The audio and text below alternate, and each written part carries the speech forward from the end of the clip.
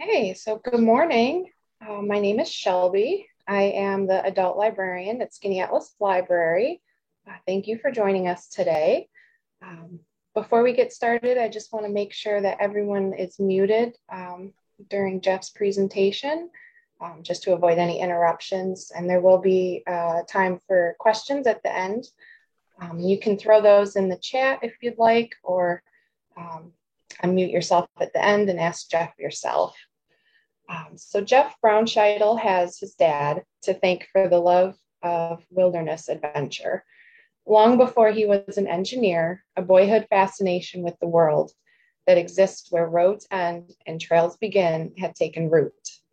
Better known as Mountain Man among hiking circles, he has completed nearly 9,000 miles of long distance hiking on some of America's greatest trails, all with a pair of his beloved Chacos underfoot. He lives in Seattle with his wife and hiking buddy Emily and chronicles his adventures at stoneandsky.net. Jeff and his wife are planning another 1,500 miles of hiking this year on a combination of the Long Trail, the John Muir Trail, and the Arizona Trail, which is astonishing. So, Jeff, I will go ahead and turn it over to you. Welcome. Thanks so much, Shelby, and thanks everyone at the Skinny Atlas Library for hosting me for a second time. Thanks to all of you for joining and taking time out of your hopefully starting to be post-pandemic summertime here. And if you happen to catch the last talk I gave to the library about hiking the Triple Crown, or have been to the About Me page of my blog, Stone and Sky, this picture will look familiar. That's me on my dad's back on a Sunday afternoon in Allegheny State Park. Every talk I give about hiking begins here, and for good reason, because it's sort of where it all began. This shared connection to the outdoors that my dad and I both had. And without this day, all the hikes that followed in the 40 years since may not have happened.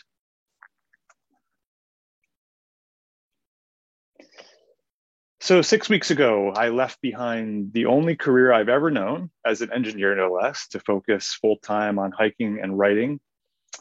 And for the 18 years I was an engineer, my daily life kind of looked like what you see here, staring at a bunch of screens, working on a microprocessor design team. A big part of what drew me to engineering was this challenge of looking deeply into patterns, finding connections between things, and using that understanding to make what we did and how we did it more efficient over time. But over that same time, I became interested in connections of a different, less tangible sort, the ones that inform what we do in life and why. For me, spending time on long trails has always been the best fuel for that kind of internal exploration, to better understand life by studying mountains rather than screens. And you can find almost anything you want to know about hiking, about gear, about trail logistics or trip planning, backcountry skills by taking a class or thumbing through any number of the thousands of sites you can find on the subject from Google. But you won't find very much of that on my blog, Stone and Sky, because it's not what I personally find most compelling about being in the wilderness. What I've always been most fascinated by is that despite appearances, there's so much connective tissue between two seemingly very different experiences, life at home on one hand and life on the trail on the other.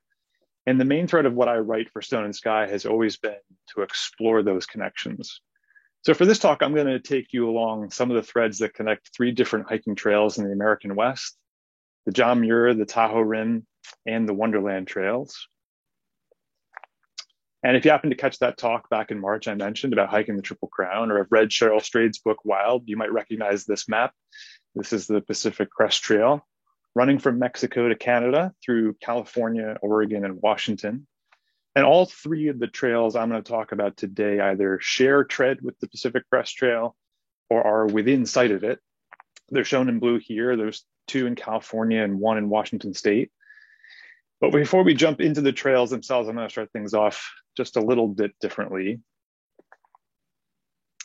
But anyone who's hiked in the Northeast can relate to this picture. This is quintessential hiking in the East, except maybe without the luxury of a staircase in this particular photo. But it's this endless sea of bright green foliage of summer. And this happens to be in the Adirondacks, but could just as easily be anywhere in the Appalachian Mountains. And with vibrant greenery like this, you can see why the nickname of the Appalachian Trail is the Long Green Tunnel, largely because we're rarely short on water anywhere here in the East, thanks to winter snowpack and a wealth of spring and summer rain. But if we only define reality by what we see out our own front door, there's a lot we miss. It's easy to forget that elsewhere in the country and certainly in the world, it's a very different story.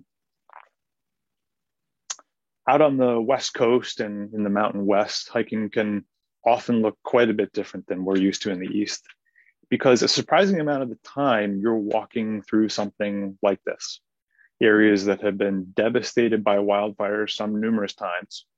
This is made extra ghostly in this photo because it's actually hailing here. Those little white dots you see falling through the frame and starting to accumulate on the ground. But there's something especially different about experiencing these areas on foot. There's a real sense of scale that comes with moving through them at such a slow pace. And it makes it impossible not to be affected by what you see. And lest you think that getting up close with forest fire, either past or present, is a rarity, what you learn pretty quickly hiking in the West is that the impact of fire is everywhere. And these photos are from hikes only in the past 6 years. There are plenty more that didn't make this Wildfire Hall of Fame. In healthy ecosystems, fire plays a critical role in the revitalization of forests. But part of the reason for why fire plays an increasingly prominent role in hiking Western trails is because of how climate change is fueling this exceptional pattern of drought. So just to underscore how significant drought is right now in the West, this is a satellite image of Shasta Lake taken 2 years ago, courtesy of NASA's Earth Observatory. It is the largest reservoir in the state of California. In fact, it's just west of the Pacific Crest Trail in Northern California here. As of just a few weeks ago, Shasta Lake now looks like this. The bathtub ring you now see is because in just the 2 years since the previous photo, the water level in Shasta Lake has dropped 106 feet. It's nearly a 50-year low. And other reservoirs in California and across the West tell a similar story. And to add insult to injury, in real current events, exactly 2 weeks after this photo was taken, a wildfire began burning along the shore of this lake, just in the upper left portion of this photo. And aside from what this obviously means for thousands, if not millions of people in the West, what does this mean for hikers? It means a few things: that wildfire season now stretches through almost the entire hiking season of spring, summer, and fall.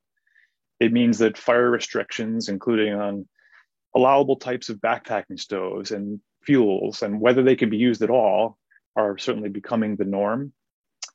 It also means that the risk of wildfire either interrupting or derailing completely through hikes on Western trails continues to climb. I titled this talk "In the Land of Dust and Fire" because so much of the American West is a land that is shaped by fire, both wildfire and volcanic activity. And those forces play a big role in what connects these three trails. Lovingly referred to as the West Coast to mini Triple Crown amongst my hiking friends. If the real Triple Crown was a bit intimidating at over 7,000 miles, these trails represent something much more approachable. They can be had for the low price of less than 500 miles. And they're also three trails I could hike every year and never get tired of, because they're about as good as backpacking ever gets. You can safely say that if you don't care for these three, backpacking just isn't for you. If you've never hiked in the West at all, one thing you may not expect in light of how much taller the mountains are is that the hiking tends to be, physically at least, much easier than it is in the East, thanks to modern trail building. Rather than old, eroded, and rough point-to-point trails you see in the East, the trails of the West are generally very modern. They're switchbacked. You'll certainly have occasional navigation and altitude challenges to contend with, and your thighs will certainly still burn from all the up and down you'll have to do. but the trails themselves tend to be even and not nearly as, rock and root choked. Case in point, this is a pretty standard Eastern trail with more scrambling with, hands and feet than walking. And if it's not that, you might find your fair share of mud like this along the way too. Whereas out on the Western trails, you're far more likely to find something that looks downright civilized by comparison, or perhaps something like this.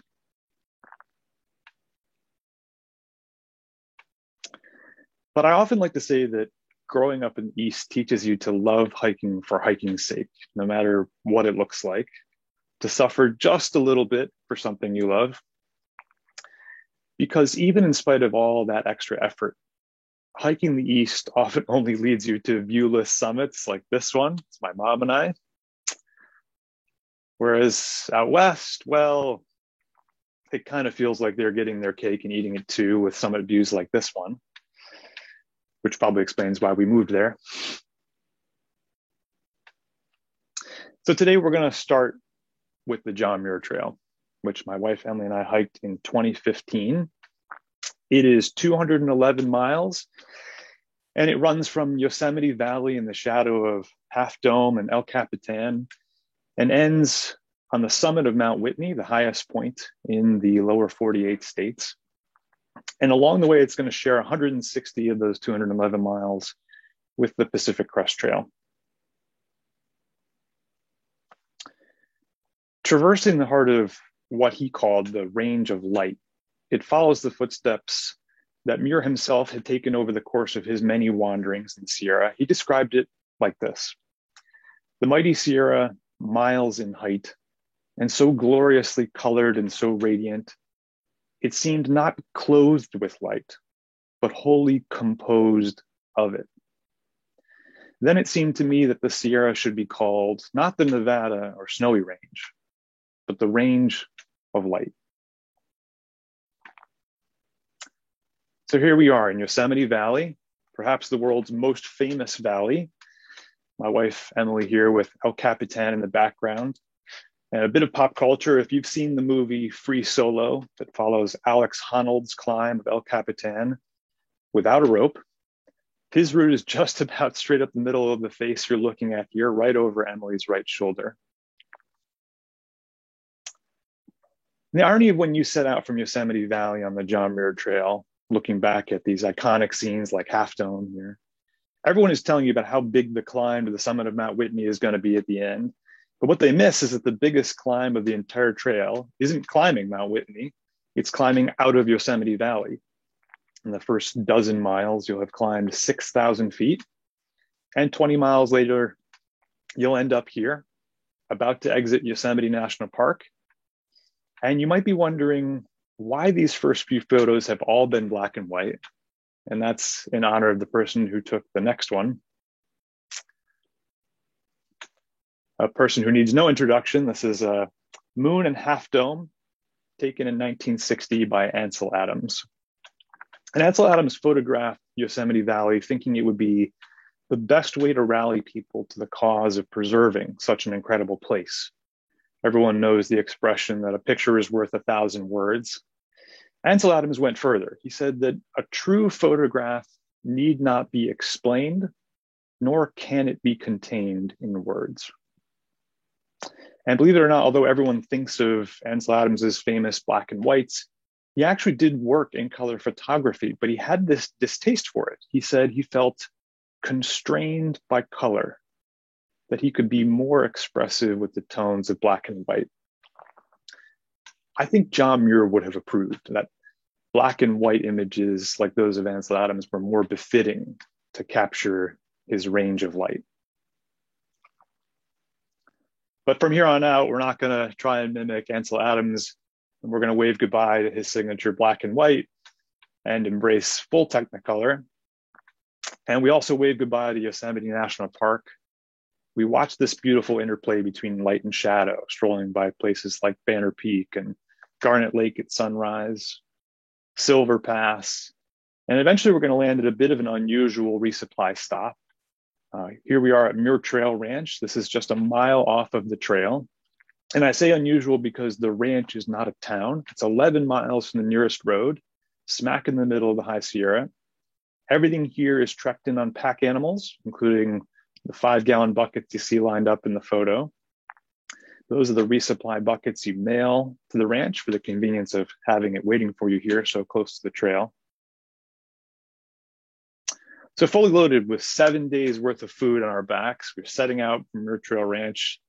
That didn't make the next few climbs any easier, and neither did this thick haze of smoke that was quickly becoming a fixture every afternoon. This was courtesy of a large wildfire burning just to the south of us. And although we weren't in harm's way, it was close enough to leave flecks of ash on our tent most evenings.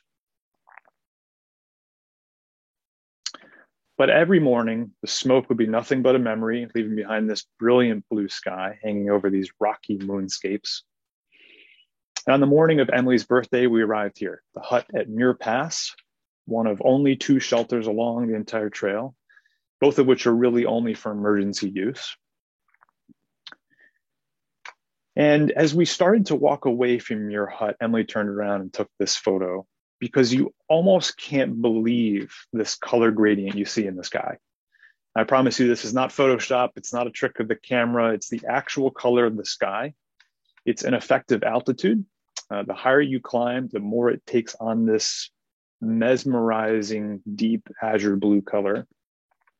And it was extra brilliant in contrast to the smoke that would replace it each afternoon.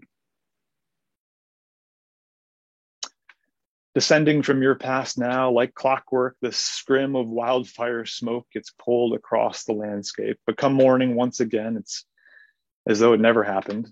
It's early in the morning here. I took this photo of Emily as we're climbing up from the river valley you see out there in the distance. And she's standing on what's known as the Golden Staircase. It's a series of just shy of 100 switchbacks carved from walls of sheer rock. And not surprisingly, this was the last section to be built when the trail was finally completed in 1938. The Golden Staircase reminds you that the John Muir Trail has a very distinctive rhythm to it, because along the way you have to climb over 8 major passes, ranging from just shy of 11,000 to over 13,000 feet. It's a distinct pattern of a long ascent to a high pass, followed by a long descent to the next river valley, only to have the pattern repeat again. And by the time it's all done, you'll have climbed over 47,000 feet in total. You'll have walked through 3 national parks, Yosemite, Kings Canyon, and Sequoia, the last of which you enter here when you crest Forester Pass, which is the last and the highest of the passes. And as you descend from Forester Pass, you get to appreciate another marvel of trail engineering, because when you look back at it from a distance, you can hardly believe a trail could be built of such a thing. And blasted into the rock leading to the V-shaped pass right above Emily's head in this photo is a trail leading to Forester Pass.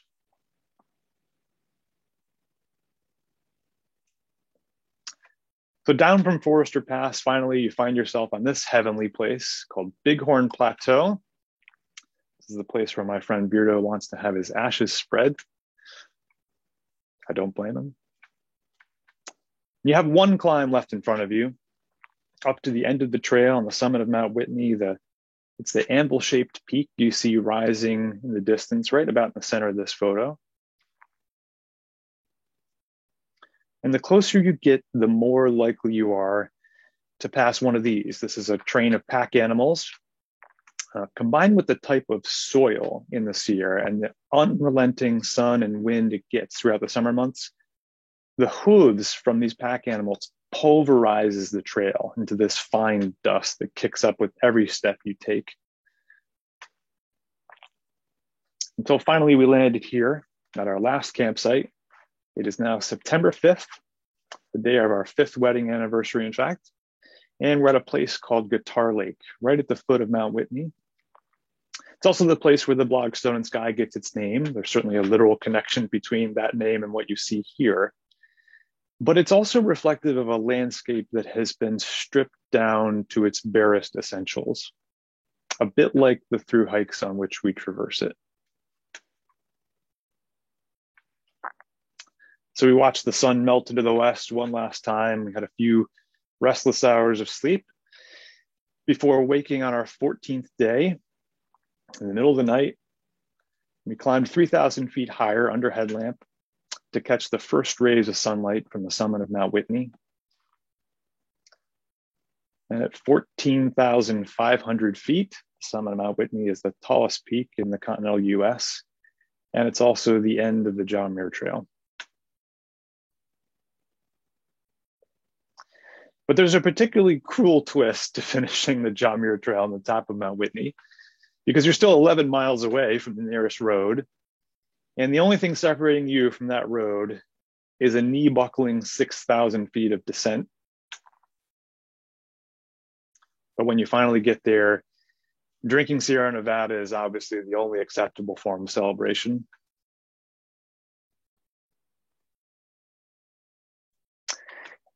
And the great irony of finishing the John Muir Trail is that John Muir himself probably would not have approved of the way in which we traveled through his beloved Sierra, because never one to hold his tongue. When he was asked what he thought of hiking, this is what he had to say: "I don't like either the word or the thing. People ought to saunter in the mountains, not hike." Do you know the origin of that word, saunter? It's a beautiful word. Way back in the Middle Ages, people used to go on pilgrimages to the Holy Land. And when people in the villages through which they passed asked where they were going, they would reply, "à la Sainte-Terre," to the Holy Land. And so they became known as saunterers or saunterers. Now these mountains are our Holy Land, and we ought to saunter through them reverently, not hike through them.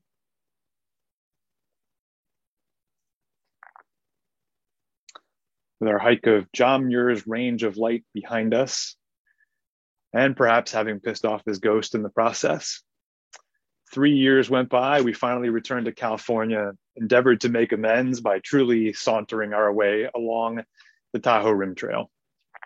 And in that sense, it's kind of the interlude of these three trails, because at 170 miles in length, just 40 miles shorter than the John Muir Trail, it has only half the amount of elevation change. And that meant there would be plenty of time to saunter and make John Muir proud. Aside from being a gentle, modern trail, since it's a loop, the Tahoe Rim Trail is also a logistically simple trail to hike. So it's a great trail for anyone looking to dip a toe into long distance backpacking for the first time. We joined our friends Beardo and Sweet Pea for an early September through hike, where views of the lake are never far away. And we're not even at the end of our first day. And we looked back at where we come from, and we saw this plume of smoke rising only a few miles behind us. And our first thought, of course, was, great, yet another wildfire burning in the west. And we later found out this blaze was actually the result of a tragic crash of a small airplane just hours after we'd hiked through the trail in that area.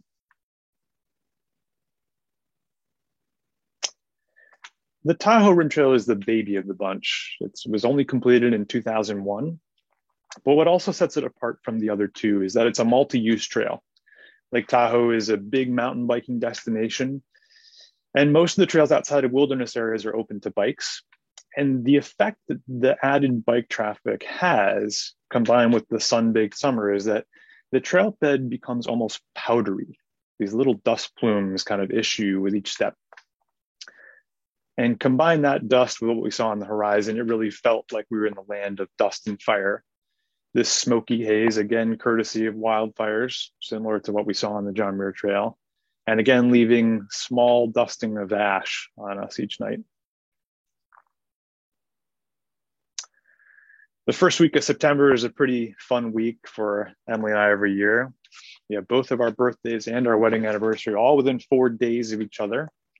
And more often than not, we're celebrating that week while out on a trail somewhere, typically being goofy like this. And it's doubly fun because around the same time, for 50 miles along the west side of Lake Tahoe, the Tahoe Rim Trail joins the Pacific Crest Trail and heads into the Desolation Wilderness, one of the absolute highlights of the entire trail. It's sort of this echo of the John Muir Trail. a landscape that seems like it's been misplaced, like it's been unmoored and set adrift from the High Sierra to the south, with these shimmering lakes beneath domes of sloping granite. Most of all, hiking the Tahoe Rim Trail truly was as close as I've ever come to the sauntering John Muir espoused, because when you walk a loop around something, you have an opportunity to build a kind of intimacy with it. And just like with people, you get to understand them from different angles. Here, how you got to see how the lake changes with the color, how the lake changes color with light, how it shimmers under a little breeze. You got to wonder what kind of rock this is under this whimsical sky. You got to watch the sunset illuminate tips of nearby mountains as you strolled past. And we even embraced our inner naturalists, becoming fascinated with the different tree species in the Lake Tahoe Basin, like this ancient Sierra juniper that has kindly offered up a seat for Vireo. And it turns out that learning to identify the native trees takes on a particularly special meaning when your shelter depends on it. This is our last night on the trail. And as I laid in my hammock, the first time we'd ever done a through hike using hammocks, in fact, I wrote a post to Stone and Sky called Forever a Student, because one of my favorite expressions is an expert is someone who knows more and more about less and less. And the reason I love this sentiment about the downside of expertise is that there really is this wisdom and an openness to always being a beginner at something, because no matter how many miles we've hiked, trying something new and learning from it is how we grow, by forever being a student. But in true sauntering fashion, we found ways to make time stretch on our last day with a few lounging stops like this with Nature's Recliner, before we finally came full circle back to where we began.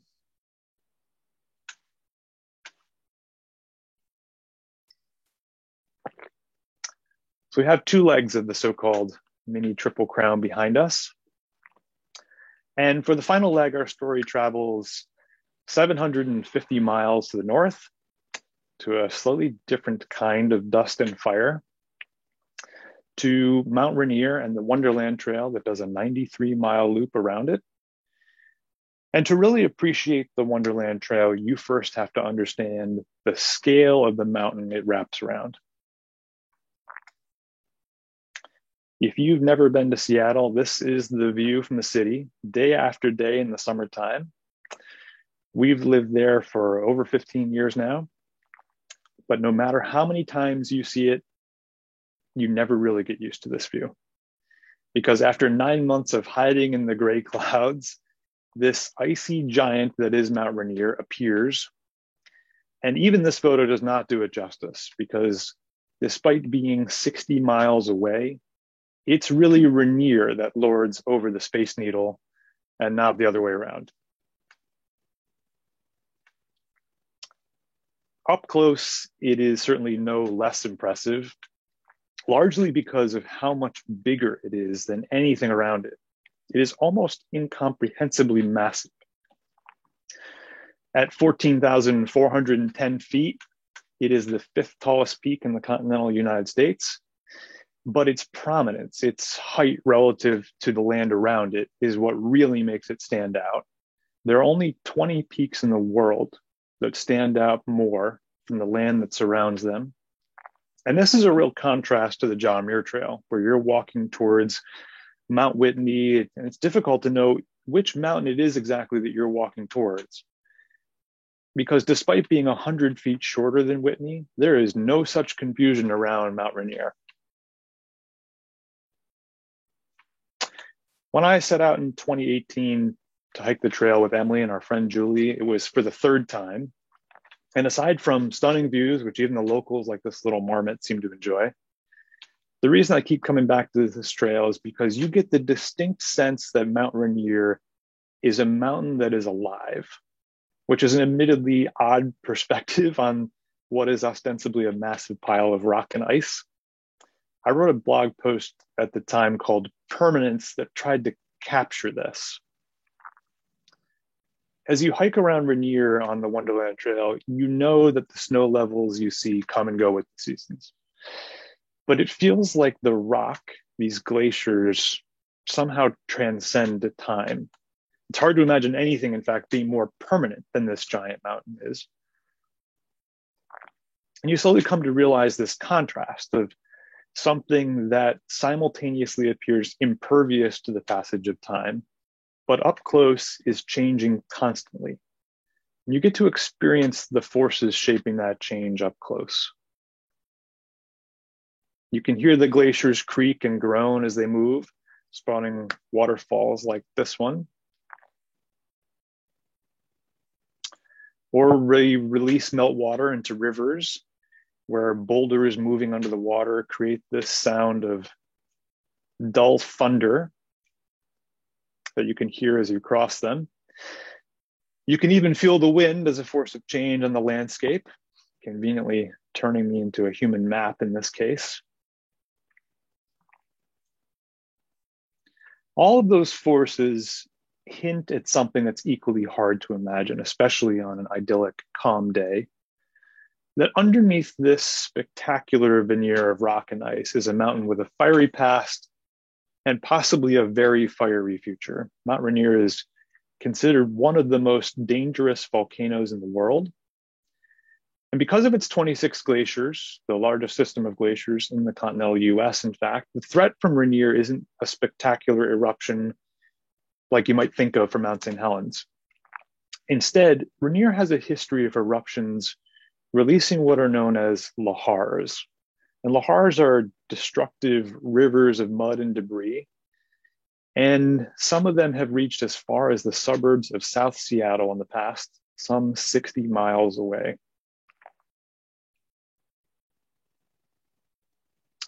Hiking the Wonderland Trail also comes with its own pattern, similar to the John Muir Trail. Instead of high passes, though, here you ascend and descend a series of massive ridges that divide each glacial drainage from the next. At the bottom of each, you cross the river that drains the upstream glacier, sometimes by fording the river, sometimes on log bridges like the previous photos, or sometimes on a high suspension bridge like this. And if while crossing that suspension bridge, you pause to look down at the water beneath you, you'll notice that it looks kind of like chocolate milk. In fact, it's an effect known as glacial milk or rock milk, because the water is carrying so much fine pulverized rock that's being held in suspension. And for hikers, this is important because in spite of there being water seemingly everywhere, rivers like this will destroy a water filter in minutes. And it's the same finely pulverized rock that at times gives the trail a powdery, almost moon dust-like quality. Okay, probably not the image you're expecting to see next.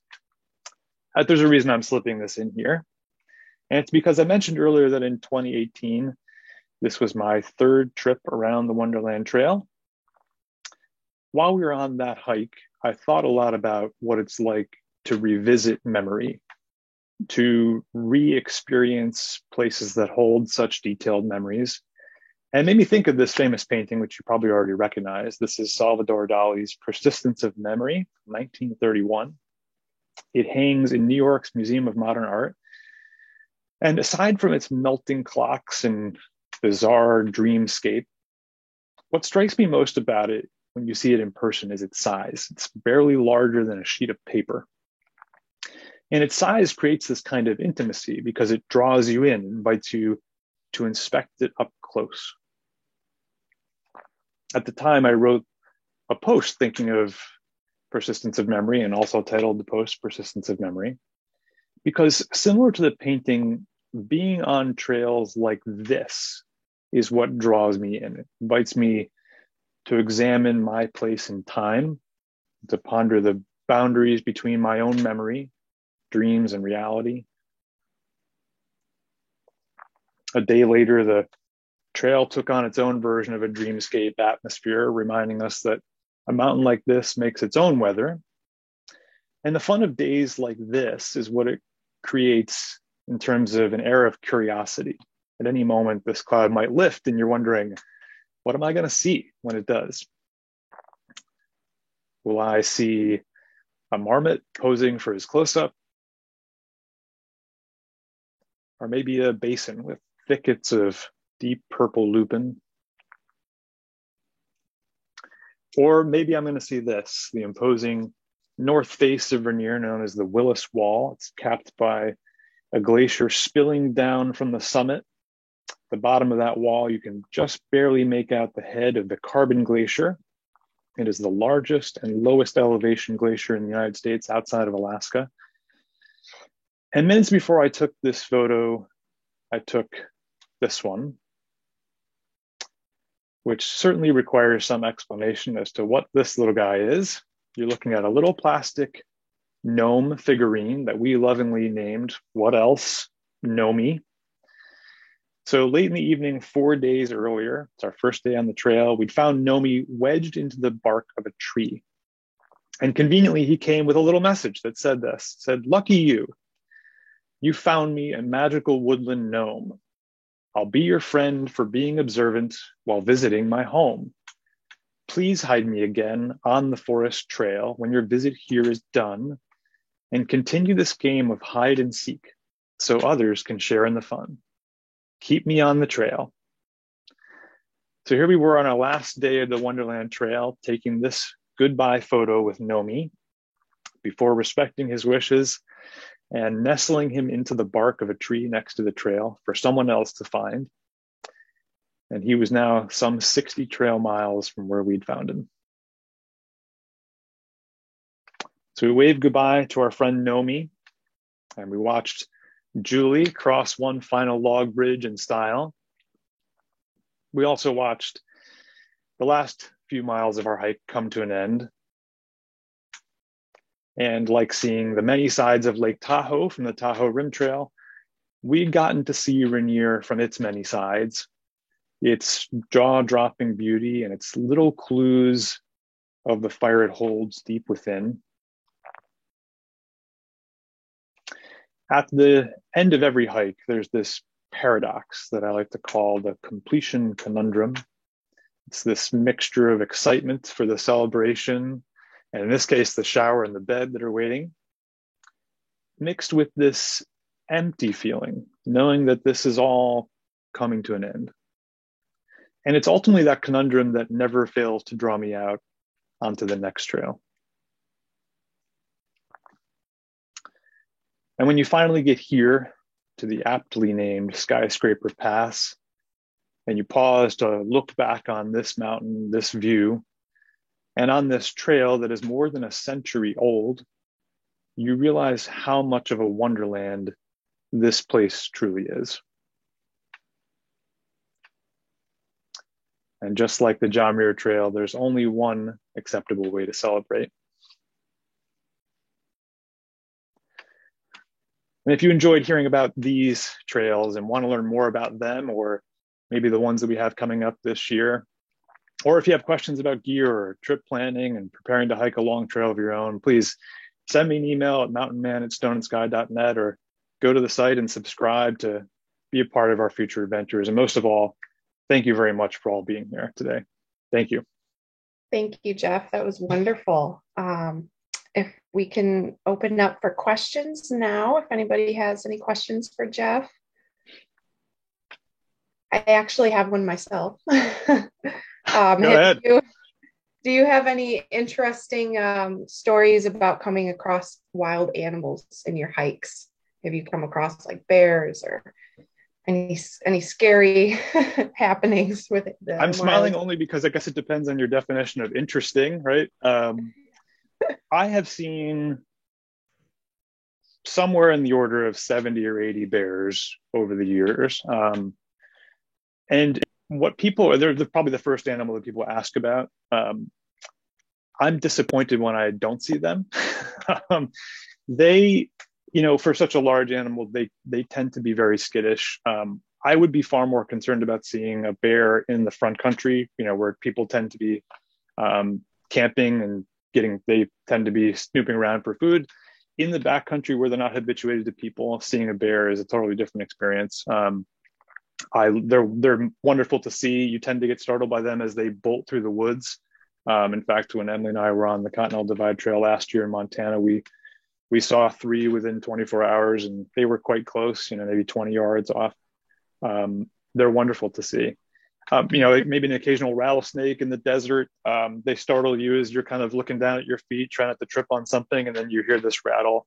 But nothing I would say that ever approached, being concerned about where you were. I once had coyotes, kind of doing circles around my tent on the Appalachian Trail. That was interesting in the middle of the night, but nothing I would say that was fear-inducing in any meaningful way.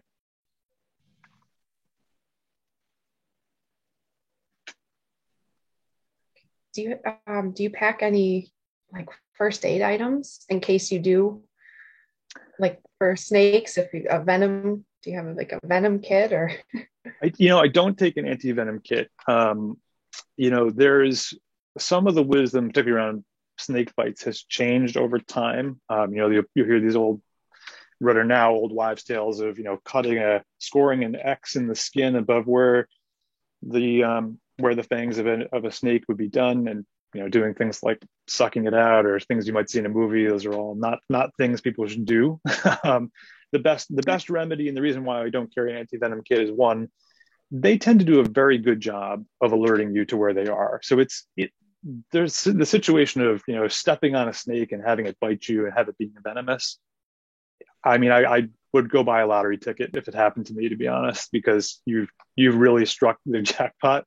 The real remedy is you just have to get yourself out and get treated for it, and really identify the snake that that may have bitten you, so that you can get the proper anti-venom. Yeah, I mean, as far as a kit, I mean, I take a very simplistic kit.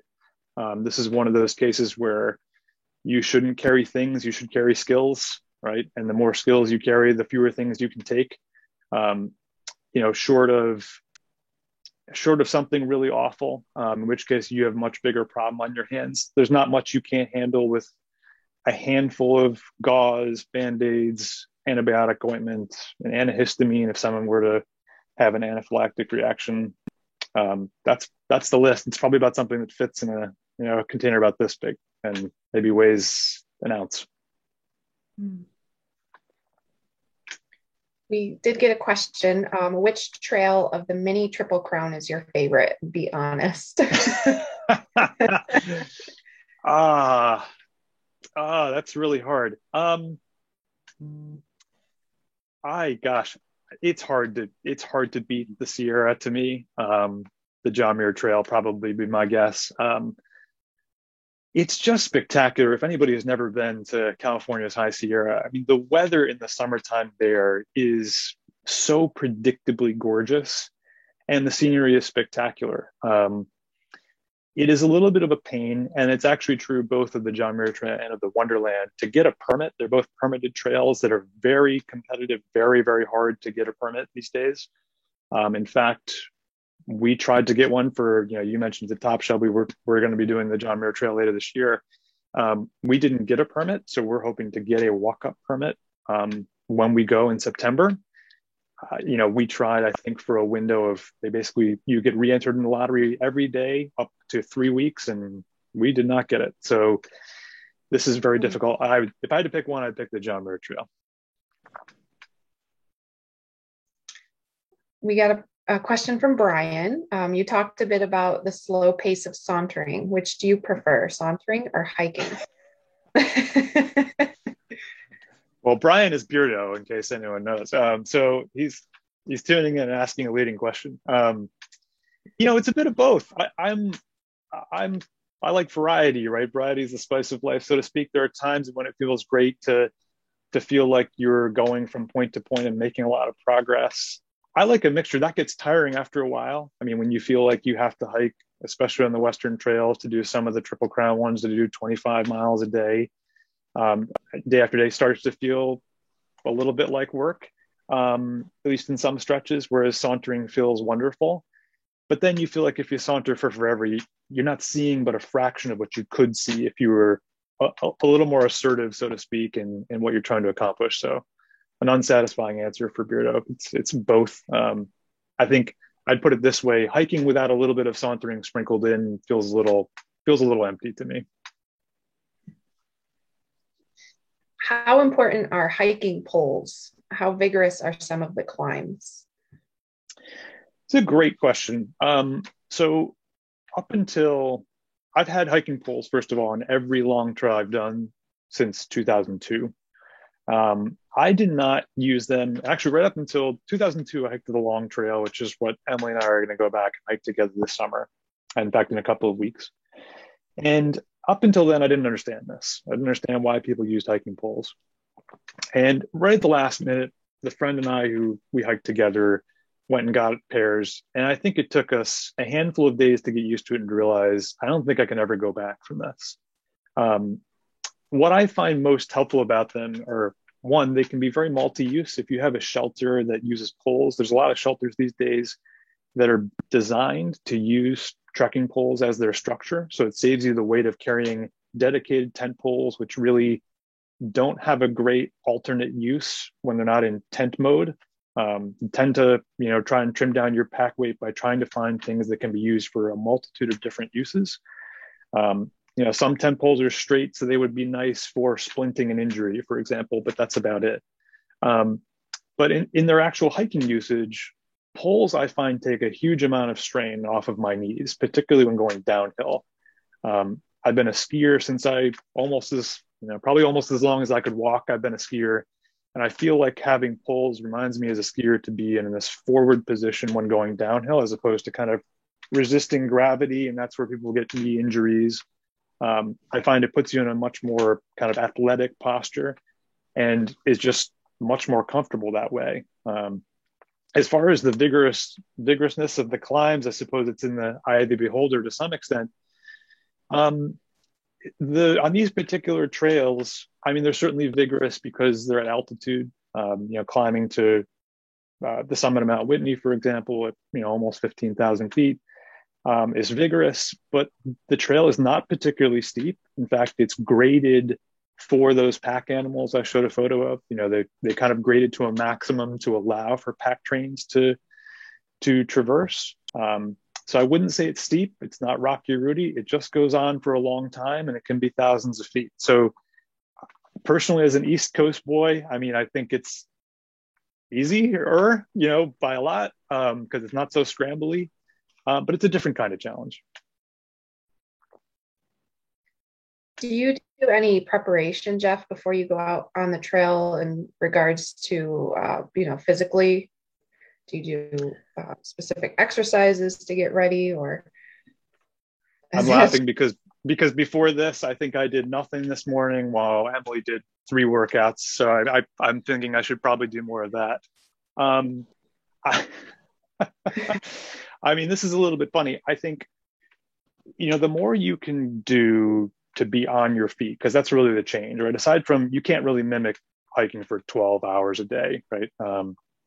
If you do, you're already on a trail doing it. So the thing people, I think, need to get used to is you're on your feet for such a long period of time. So any activity you can get out there and be on your feet, any kind of exercise, weight training, running, whatever it might be, the more you can do of it, the better. Personally, this is the upshot of hiking, a couple thousand miles in a year, is I want to eat more. My preparation is to put on weight in preparation for losing it, because it's a question of how long can you delay the point where your body is consuming muscle rather than fat reserves, because that's when you start to get awfully tired. But really, any kind of activity would do. If I had an infinite amount of time, I'd probably throw a few things in a backpack and just get out on a trail and do as much walking as I could. Nothing terribly fancy. I think there was one other question I see at the very top of the chat, Shelby, actually about climate change. How has climate change affected the glaciers on Mount Rainier? So I wish I had more statistics to give a more detailed answer on this particular question. The best way to look at there's some photography around. I mentioned the Carbon Glacier, so it's the lowest elevation glacier. I believe it's also the thickest glacier outside of Alaska. And there's a whole bunch of studies on the Carbon Glacier about its advance and retreat over the years. And it should come as no surprise to anybody that they're all in retreat. Right? People think of Glacier National Park for good reason, going to see it sooner rather than later before the glaciers are gone. And everyone should, because it's spectacular and they will be gone. Rainier is a much more massive system of glaciers, but even seeing their recession, when I first hiked the Wonderland Trails in 2006, and even to come back in 2018 and I took a few photos from the exact same vantage point to try and see if you could notice a difference. And there were times when you could obviously see, hey, I stood right there and I'm right near the snout of a glacier and here I am in the same spot and it's, 100 yards further away from me kind of thing. So it's visible. I mean, I think if you were to a lay person, you'd say, hey, these things look permanent. They're never going anywhere. But that's part of the fun of going back and seeing them numerous times. And I hope to do that trail many more times in my life. The sad part will be seeing how they change.